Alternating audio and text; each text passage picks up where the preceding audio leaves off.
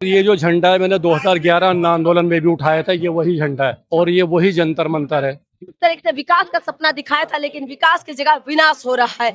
School की बात ये लोग नहीं करते, शिक्षा की बात ये लोग नहीं करेंगे, स्वास्थ्य की बात ये लोग नहीं करेंगे, बिजली पानी की बात ये लोग नहीं करेंगे।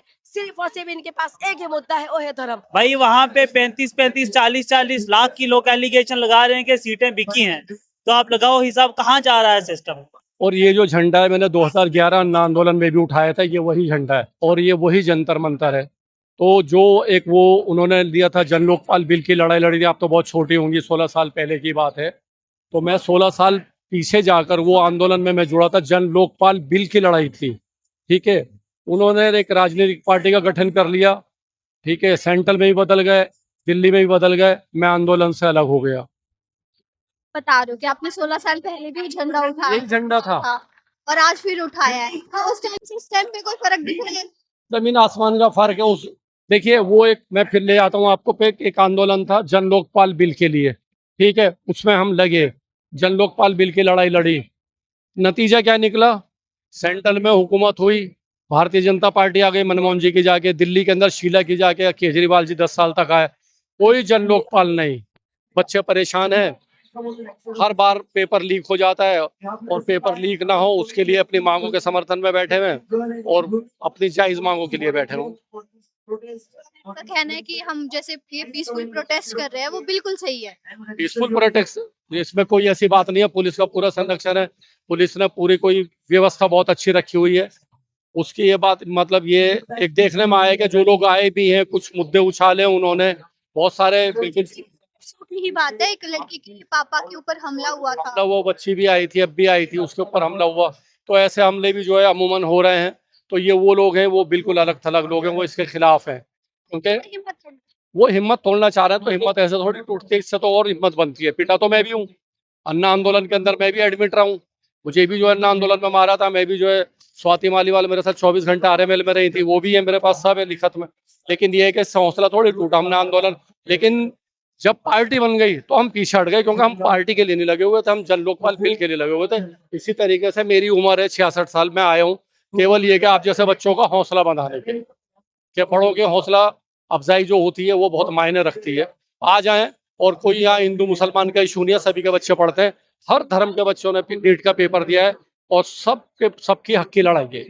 आना चाहिए, आना चाहिए, बिल्कुल आना चाहिए, ये तो सबके लिए है, ये तो हक की लड़ाई है सबके लिए। और हक की लड़ाई ये है कि पेपर पेपर लीक ना हो, और जो बच्चे पढ़ते हैं, और 8 बच्चे अपनी जान से चले गए, वो परिवार हैं, उनके ऊपर क्या गुजरेगी। और बच्चों के लिए कहूंगा कि ऐसा हताश भरा कदम ना उठाएं, हौसला रखें, हिम्मत से आगे बढ़ें, फिर दोबारा शुरू हो जाओ, फिर दोबारा खड़े हो जाओ और हिम्मत से आगे बढ़ो, इंशाल्लाह कामयाबी मिलेगी।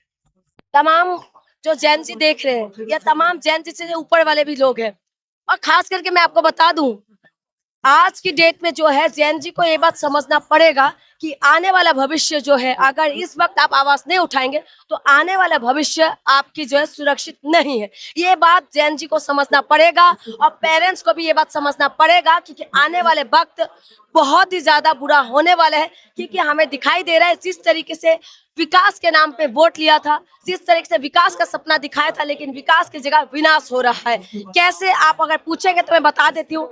विनाश हो रहा है मणिपुर, विनाश हो रहा है बच्चों का फ्यूचर पेपर लीक कीजिए, विनाश हो रहा है महिला सुरक्षा नहीं है, विनाश हो रहा है रुपये का रेट गिरते हुए, और विनाश हो रहा है कि हमारे देश का सीधा सीधा आरोप है कि बीजेपी की सरकार में विकास नहीं हुई है। कहाँ विकास हो रहा है? हमने विकास के लिए तो लेके आए थे ना महामानव को। हमने तो पूरा, जो लोग तो अब आरती उतार रहे हैं उनकी महामानव की, कि महामानव आ गया, महामानव आ गया। आप बताए ना, वो प्रधानमंत्री है, महामानव नहीं है, इंसान है वो।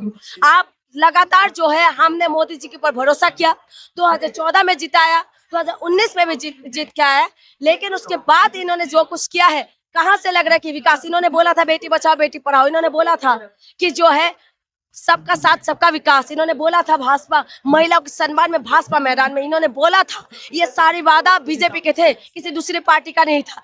जब इन्होंने ये सारी चीजें करा, लेकिन आके कर क्या रहे? स्कूल की बात ये लोग नहीं करते, शिक्षा की बात ये लोग नहीं करेंगे, स्वास्थ्य की बात ये लोग नहीं करेंगे, बिजली पानी की बात ये लोग नहीं करेंगे। सिर्फ और सिर्फ इनके पास एक ही मुद्दा है, वो है धर्म। जैसे एजुकेशन को लेके हो रही है, पेपर लीक को लेके हो रही है, अब यही इशू हमारे जम्मू कश्मीर में भी होते हैं।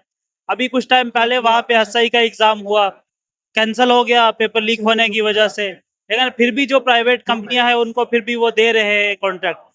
ये एक सेंट्रलाइज सिस्टम जो है, ये जो चल रहा है फिलहाल, इसको जो है बैन होना चाहिए प्रॉपर तरीके से। क्या लगती है कि आपके मांगे सरकार है इस्तीफा दे देंगे? अब वो तो अलग बात है, कितना ये सक्सेसफुल हो पाते हैं वो एक अलग मसला है, लेकिन ये चीजें जो है रूट से ही खराब है। मैं जम्मू कश्मीर की स्पेसिफिकली बात करूंगा, इन चीजों से वहां भी कहीं ना कहीं इफेक्ट होता है, और वहां पे हर चीज में धांधली हो रही है। अभी 10+2 का वहां पे 10+2 लेक्चर का वहां पे जो हायर एजुकेशन में टीचर होते हैं उनकी रिक्रूटमेंट हुई।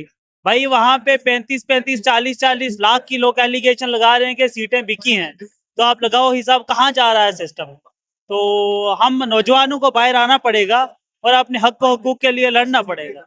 अभी फिलहाल वहां पे इकरा फिरदौस नाम की एक लड़की पुंछ से कहीं मिस होती है, 5 दिन के बाद उसकी कहीं डेड बॉडी मिलती है किसी दरिया के नजदीक से, और आज 20 से 22 दिन हो चुके हैं।